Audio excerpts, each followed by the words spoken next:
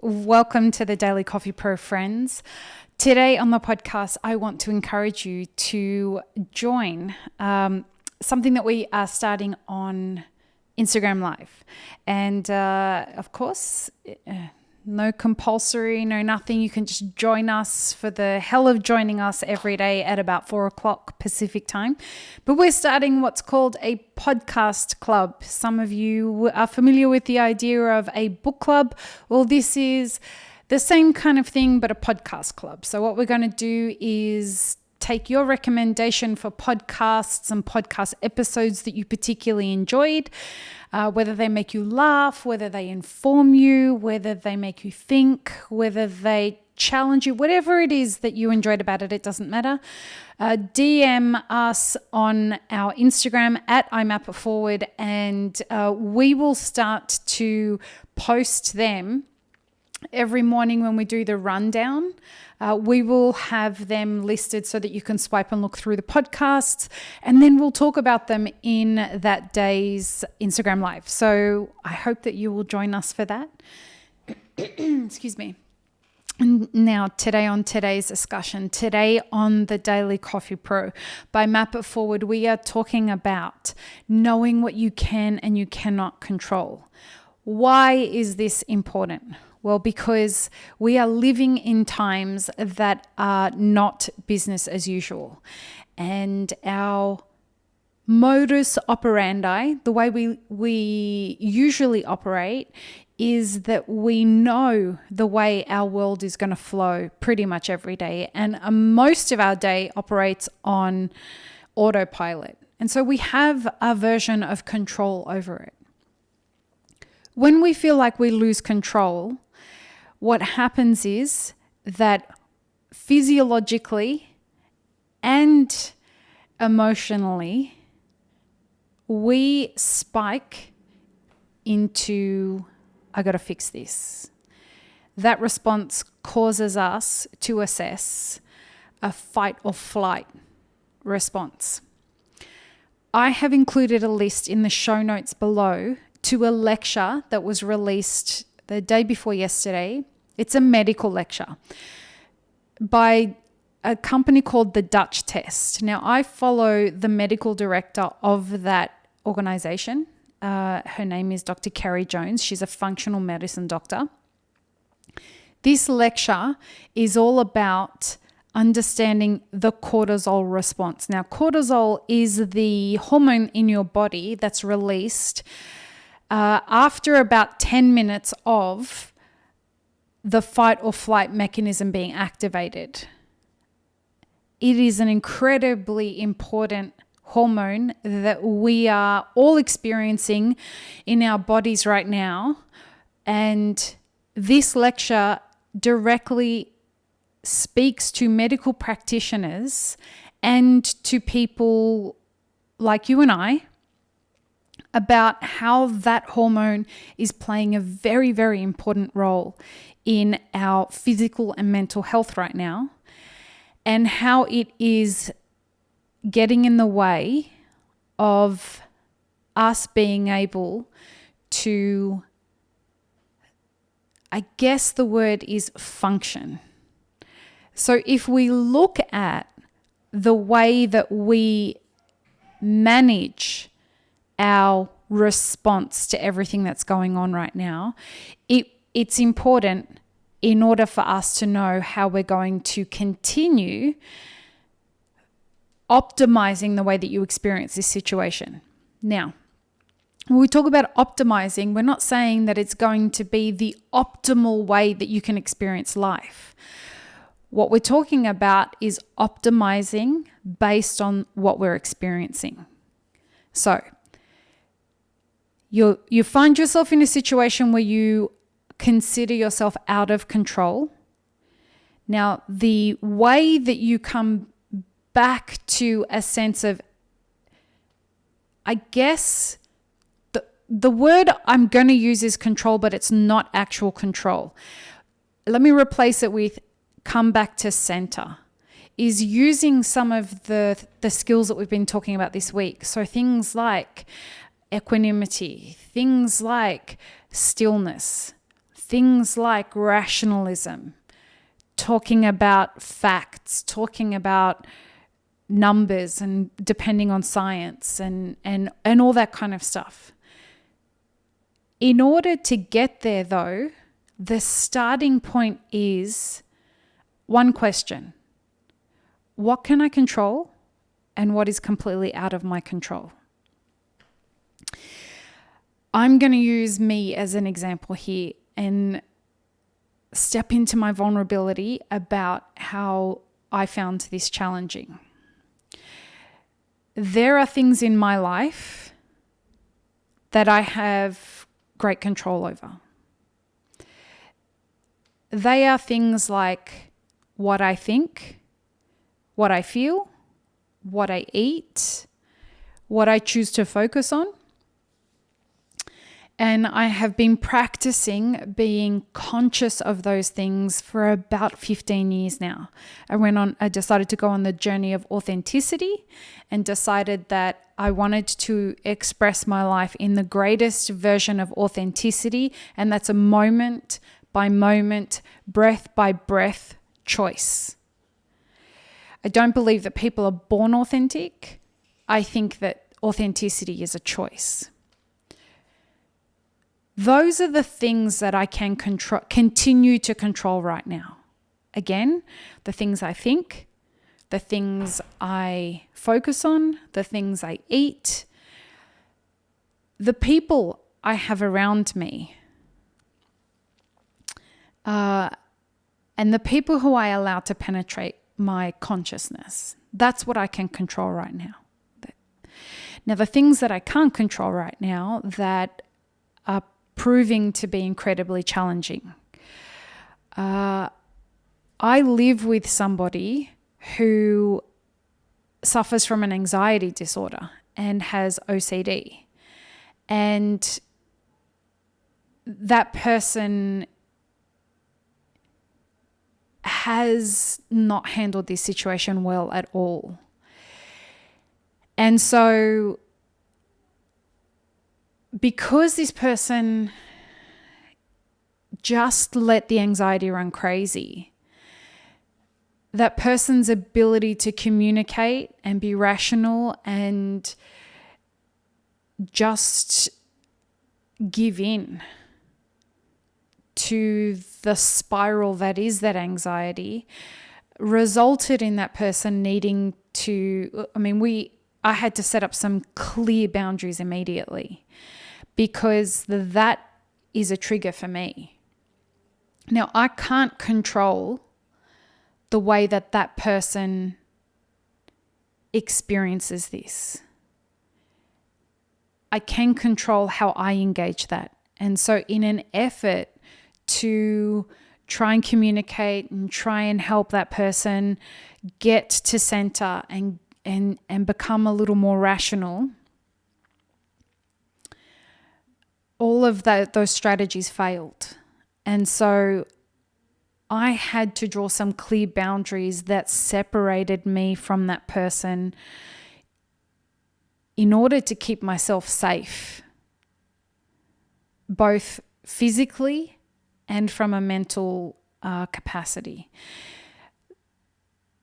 This person became irrational in a lot of ways, but couldn't see how their approach to what they were doing wasn't actually functional. So, for example, when I was self-quarantined, that person had been gone for a couple of months at a training thing. And when they'd come back, I was still a couple of days away from ending the quarantine. Now, the person had been wearing masks and gloves and whatnot, but still left to go to work the day after they'd come back from being on at that training academy. So when I confronted that person about, hey, listen, we've got a responsibility to keep everybody safe, not just ourselves. The person was warned ahead of time. Listen, I had all the symptoms that they spoke about. I couldn't get tested. You should know if you're coming home, you won't be able to leave because you'll have to quarantine. And so while the anxiety had overtaken this person of the fact that they couldn't control anything, it wasn't enough. Well, it derailed this person from being able to think rationally about keeping everybody safe, not just themselves. And so when I was confronting that person about, listen, we need to take this more seriously, the defensiveness kicked in. Now, all of that to say that I'm sure this person is doing their best right now. And I'm confident of it, that this person is doing their best right now. However, that person's best is challenging my safety. And in order to do that, given all the assertiveness training that I've had to put up boundaries because the anxiety and the defensiveness that this person's bringing to our cohabiting relationship is causing an unsafe environment. And so while I can't control what's happening outside of me, I cannot control other people, I can put up boundaries that I can control. And what that does is it helps us come back to center about being realistic about what your rights are, what other people's rights are, because it is this person's right to be as anxious and as defensive as they want. It is this person's right to have their own agency over themselves. I have those rights as well. And so examining the situations as they're presented to you, examining your role in allowing, not trying to step over other people's rights. Because you can't allow someone to have their rights or not have their rights. Their rights are theirs. Your rights are yours. You also can't have agency over somebody's freedom. They have to hand that over. So controlling the situation involves you being aware of how you're responding to other people, controlling how much information, scientific information you have, controlling what you're feeding yourself with. And I don't just mean food, but that includes food. Be very aware of the information that you're digesting right now. I'm getting bombarded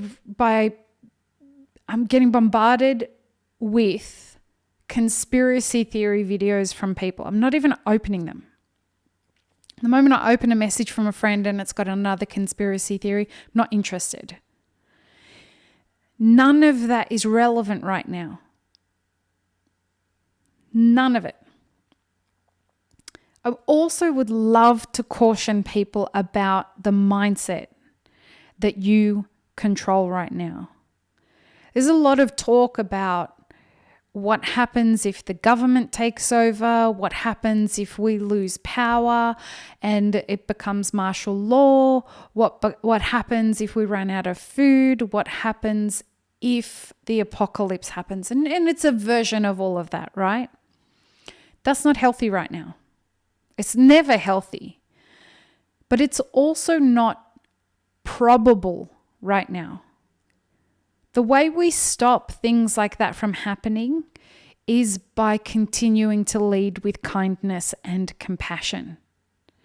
The more kindness and compassion that you can put out there, the less likely people are going to be to want to come with guns for their neighbors. cultivate a community that cares about each other, cultivate connection, cultivate calmness, cultivate rationale in you and the people around you, and encourage them to do the same. And that will lead to all of us being able to get through this situation in a way that brings us closer together. That is something that we can control. So how do you show up for this? How do you show up for yourself, and how do you show up to be of service to others? Are you showing up for people in a toxic way? Are you showing up for people in a way that gets everyone riled up because, hysteria draws more hysteria out of people? Let's not. Be aware of who you are. Be aware of what you're feeling. Try and find equanimity as much as you can. If you find yourself reacting to a trigger that moves into anxiety, have some tools in your kit that help you come back to being rational. Some things that I do in order to get control when that happens. I watch a comedy video. I'll call a friend, a trusted friend. And it's important to have friends that you can trust, one or two people that you can call and just say, hey, listen, I'm having a meltdown. Or, hey, listen, I'm running a fever and I'm really scared. I don't know what this means. Have a person that you have an arrangement with that, hey, listen, if I'm feeling nervous or anxious, is it okay if I give you a call? And if you'd like to give me a call, I would love to be that person for you. These structures are things that we can control so that when anxiety does show up, we can mitigate that. Now, the video that is linked below has a bunch of medically proven ways to ensure that you can conspire to the success of your physiological response.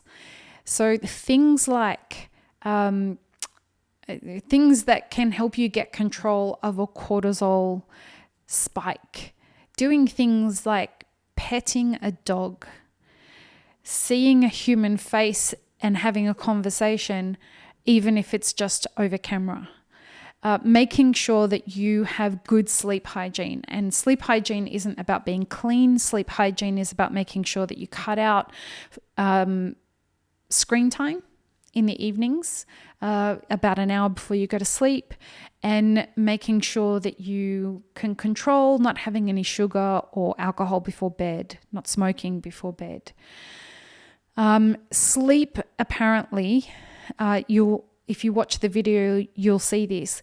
Sleep can cut out about 50% of the problems that you can have with a dysfunctional cortisol response. So check that out. It was really wonderful to kind of look at that list and go, oh, okay, I could do better there, or I could do better there. It's really fantastic. A couple of other things, doing yoga,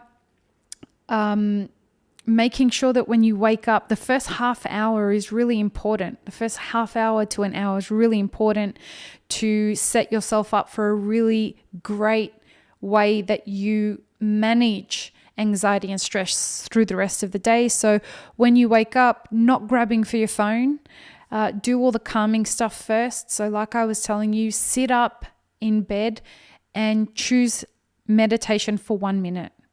Just 1 minute and see where it goes. It can be a wonderful way to trigger to trigger your journey into equanimity. Just like, I'm going to be still for the first minute of every day. And who knows, it may evolve into a couple of minutes.